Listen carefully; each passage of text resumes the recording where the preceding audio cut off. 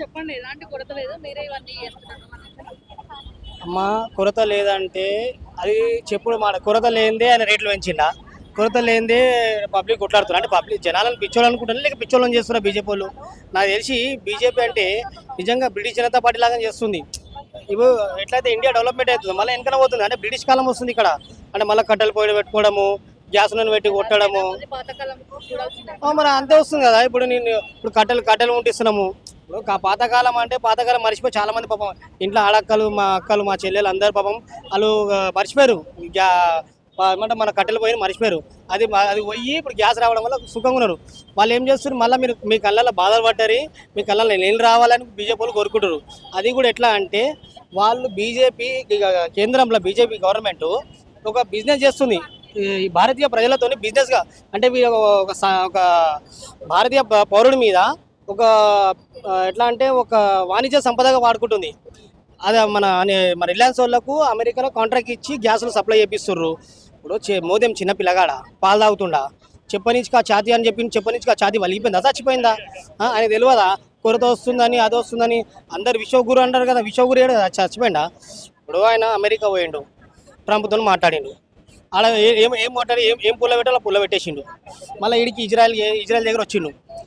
అక్కడ ప్రధానమంత్రి మా నెతన్యాహుతో మాట్లాడి ఏం పుల్ల పెట్టా పుల్ల పెట్టేసారు. ఇక పుల్ల పెట్టి వచ్చి అయితే ఇండియాలో మంచిగా కూర్చుండు.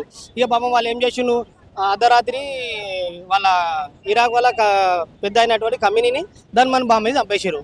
అది కాకుండా ట్రంప్ అనే వ్యక్తి 160 మంది పిల్లల మీద స్కూళ్ళ మీద బాంబేసిండు. ఇక నేను అడుగుతా, నేను వేయలే బాంబేలే. ఇప్పుడు వాళ్ళేమో యూటర్న్ చేసుకురు. ఇక ఇప్పుడు అర్థమైపోయింది మన ఎట్లన్నా మన జీడిపి మన వాల్యూ పడిపోతుంది. ఇట్లా ఇండియాలో మన వరల్డ్లో మనకు ఎవరు వాల్యూ ఇస్తలేడు. ఇరాన్ కానీ ఇరాక్ కానీ ఎవరు వాల్యూ ఇస్తలేడు. మన పని అయిపోయింది అని చెప్తే యూటర్న్ చేసుకొని వాళ్ళు మూసుకొని కూర్చురు.